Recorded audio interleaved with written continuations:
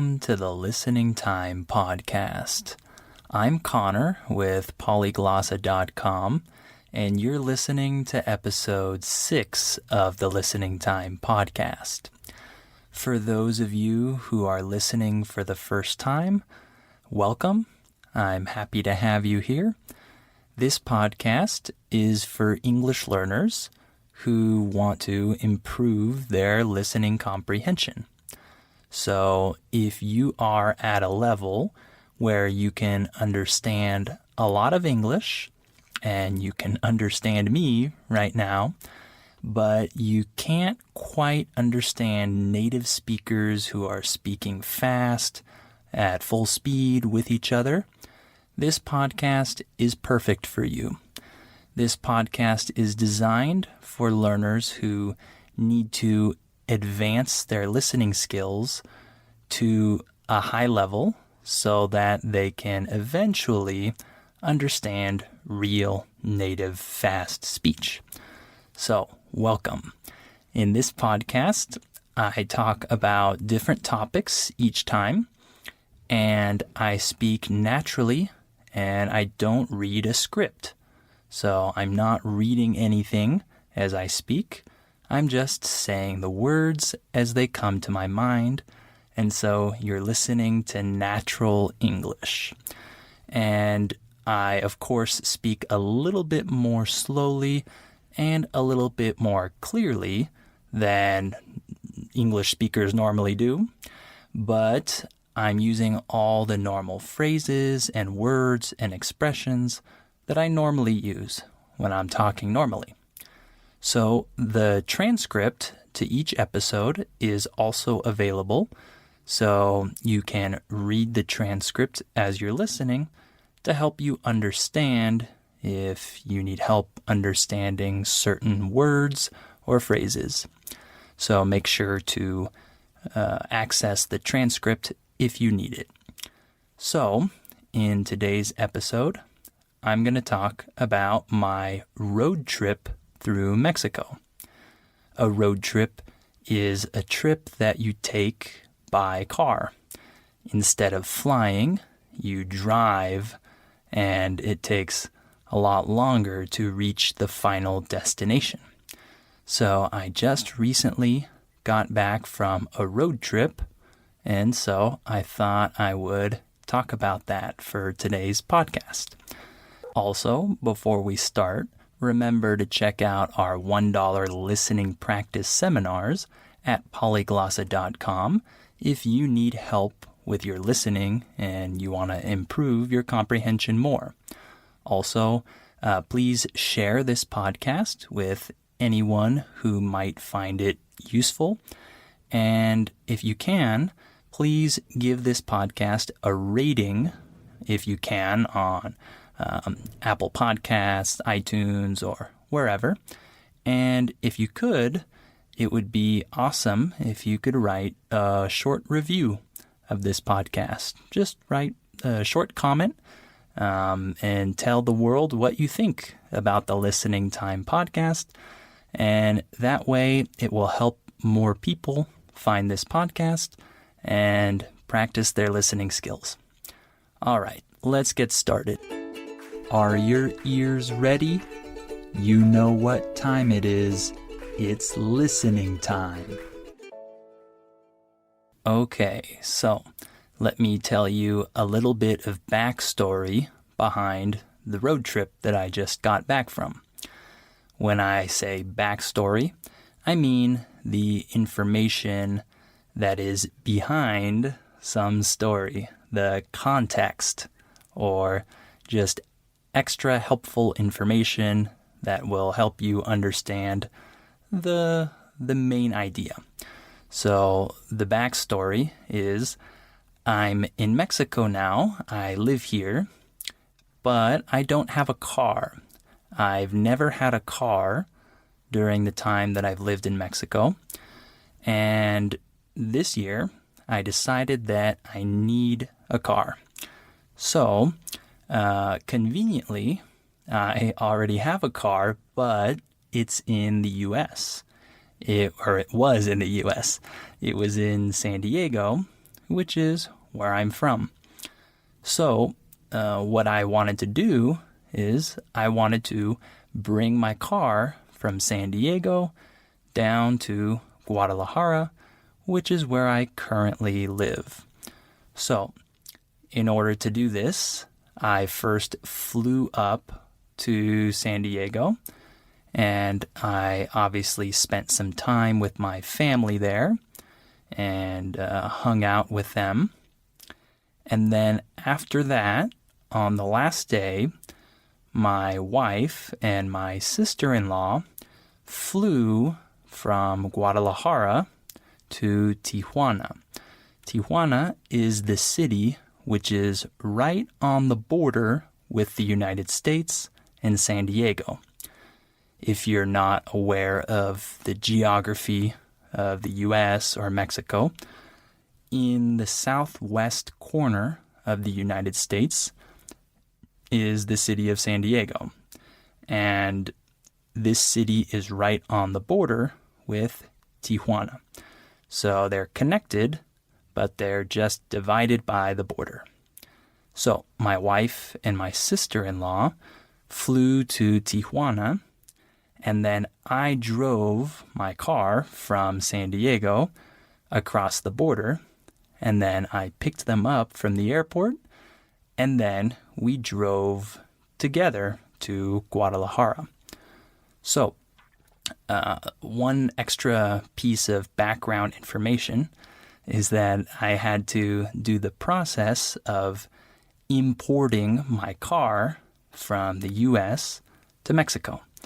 So I had to pay a deposit, and I had to pay another fee, and I had to bring copies of my different documents like my passport, my driver's license, etc. And I had to wait in line at the government office in Tijuana. And then I finally got my permit to import my car into Mexico. So I had to do that first, because if you're planning on staying for a long time with your car in Mexico, you have to import it, right? So I did that, and then I picked up my wife and my sister-in-law from the Tijuana airport, and then we started the drive down to Guadalajara. However, it wasn't the route that you would probably imagine if you were to look at a map of Mexico and just imagine my road trip. Because if you look at the map of Mexico, we have the mainland, the main part of Mexico, and then there is a peninsula on the west side of the country. This is called Baja California. There are two states, Baja Norte and Baja Sur, right? The north part and the south part of the peninsula. So we didn't drive from Tijuana down the main part of the country to Guadalajara. We actually drove down the peninsula, and then at the bottom of the peninsula, we took a ferry boat with our car across the sea to the main part of Mexico, the mainland. So it was quite an interesting adventure. We crossed land and we crossed sea. Pretty cool, huh? Well, let me tell you a little bit about the places we went to. So from Tijuana, we drove south, of course, and we went through some cities on the coast of the peninsula. For example, Ensenada, that's a pretty big port city in Mexico. A port city is just a city on the coast where boats and ships come and go. So we went through some places like that. And then we also went through the interior of the peninsula through very beautiful terrain, actually. Terrain where they grow grapes, right, to make wine and other products like that. And so we drove through these valleys and saw some really beautiful scenery, actually, in not the very middle of the peninsula, but not on the very coast either. So a little more inland than the coast. So we went through some really beautiful countryside scenery in Baja Norte. And then we stayed our first night in a small, tiny little town.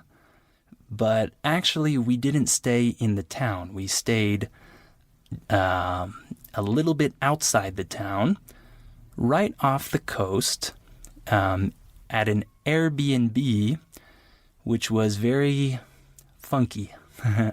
So when we say the word funky in English, we're referring to something that is weird in a positive way. It's strange, weird, but not in a negative way, right? It's kind of cool. So we stayed at a funky little Airbnb right outside a really small town on the coast of Baja Norte.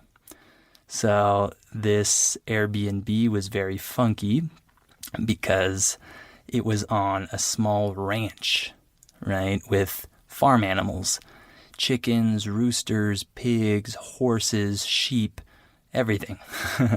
It was really cool, actually, but it didn't have the normal amenities that a normal hotel or Airbnb has. Amenities refers to things like Wi-Fi and electricity and running water and things like that. We didn't have much of that. It was a very interesting experience. I loved it. I really enjoyed it. But for people who are not used to being outside of civilization, it might be a difficult challenge to stay in a place like that. So if you're up for the challenge, I would recommend it. If not, definitely not then. But so the second day we drove down from that ranch and drove all the way until the midpoint in the middle of the peninsula. And we stayed in a small city in the middle of the peninsula, next to the coast as well, near the sea. And then from there, we drove down towards the bottom, not all the way to the bottom, but closer to the bottom of the peninsula. And we stayed in a town that is classified as a magic town. In Mexico, we have classifications of towns.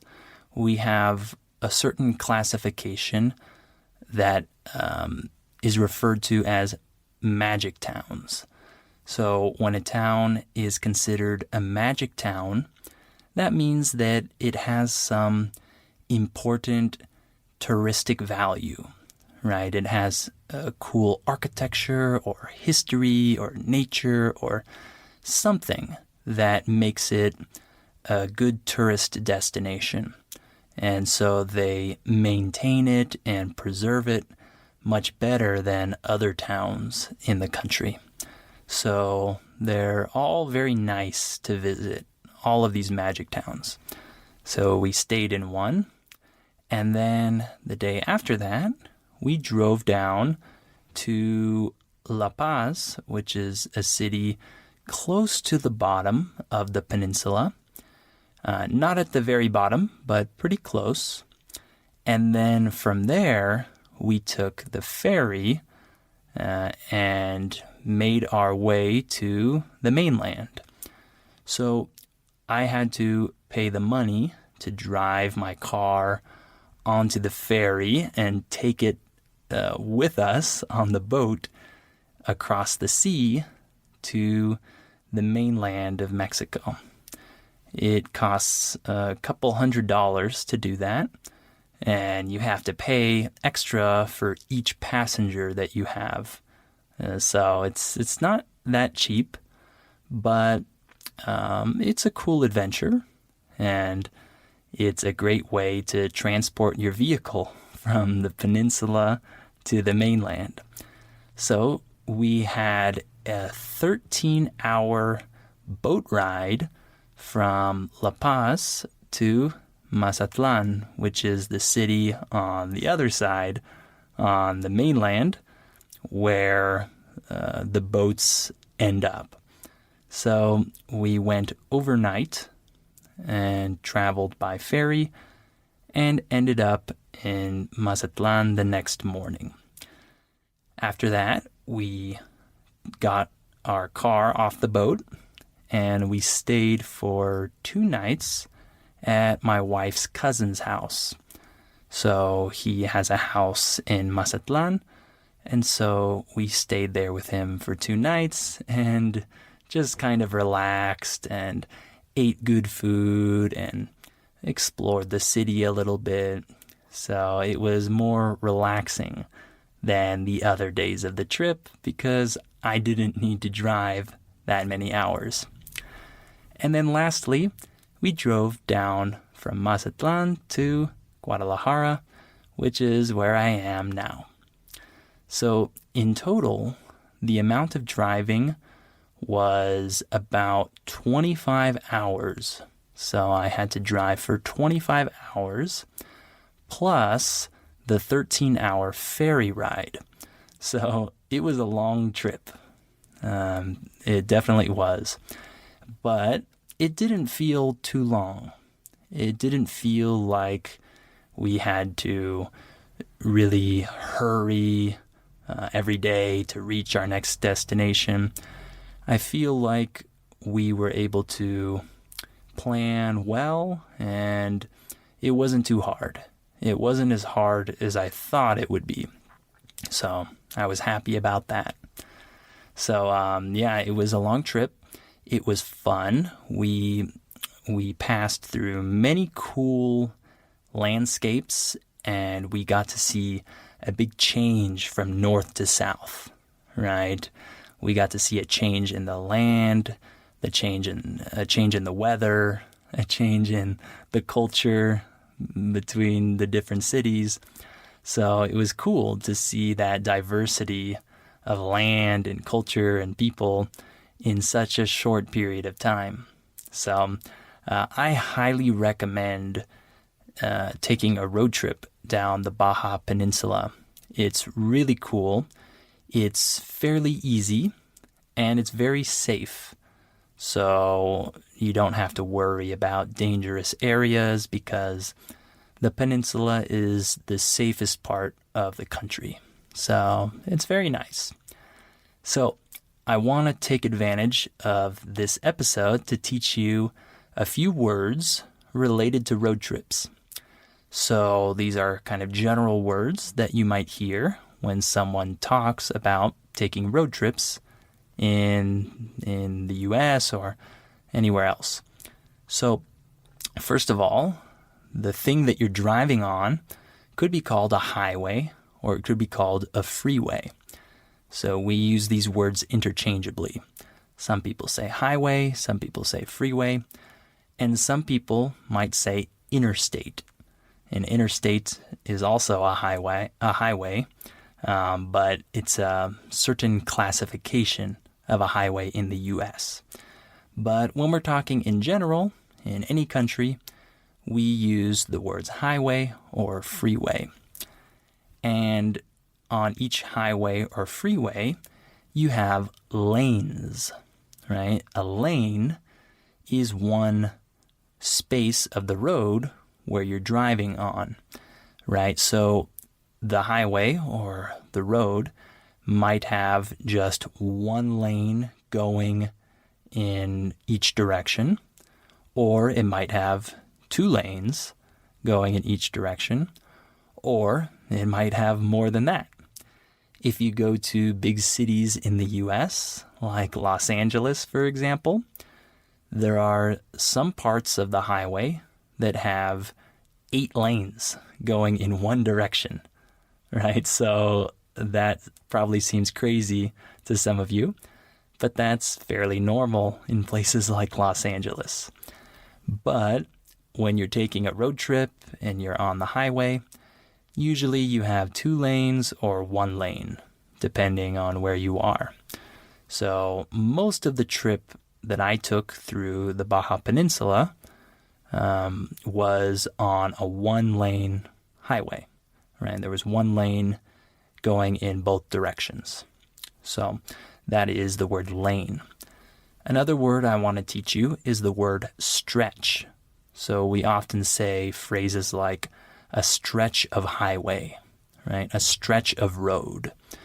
What we mean by that is just a certain part, or a certain distance, a certain area of highway or road. For example, I could say, this is a dangerous stretch of highway because the road has a lot of holes and is not well maintained. So that could be referred to as a dangerous stretch. So a stretch just refers to a certain distance, a certain part of the highway. A couple other words. Speed limit. The word speed limit, or the phrase speed limit, refers to the maximum speed that you can drive on a given stretch of road. So if the sign says 70 miles per hour, that means that the speed limit is 70 miles per hour. Or if it says 45, that means the speed limit is 45 miles per hour. So this is the speed limit. Another word that's important for road trips is diner. A diner is an American-style restaurant that sells like breakfast food and comfort food, like food that makes you feel good. Hamburgers and pancakes and grilled cheese sandwiches and things like that. So these traditional American restaurants are called diners. And the reason why I'm including that word here is because when you take road trips in the U.S., you see many diners on the side of the highway. These are very common throughout the country, especially when you're taking road trips. You see many diners. This is one of my favorite parts of taking road trips, is stopping at these diners and eating good food. Lastly, we have the phrases truck stop and rest stop. A truck stop is a designated place where big trucks can stop and rest, and the drivers can eat a meal and just relax. So we have many truck stops along highways in the U.S. where anyone really can stop and eat a meal. But specifically, we have designated stops for trucks. And then the other phrase is rest stop. A rest stop is a place along an American highway where anyone can stop their car and rest, stretch their legs, take a break, and just stop driving for a while. I always stop at many rest stops when I'm taking road trips in the U.S. because these rest stops are often located in beautiful places. They often have a nice view, or they have a nice park there. There's oftentimes beautiful nature where these rest stops are. So I like to stop there, relax, enjoy the view, and then continue on with the road trip. Okay, so we're about done for today. I hope you enjoyed listening to this episode, and hearing about my recent road trip. Hopefully this inspires you to take a road trip soon, and then you'll be able to practice with these vocabulary words that I just taught you, especially if you're taking a road trip in the U.S. So also remember to sign up for our $1 listening practice seminars at polyglossa.com. And remember to rate and review this podcast if you can, and share it with as many people as you can to help them practice their listening as well. So thank you for tuning in to this episode, and I hope you'll come back for episode 7 of the Listening Time podcast.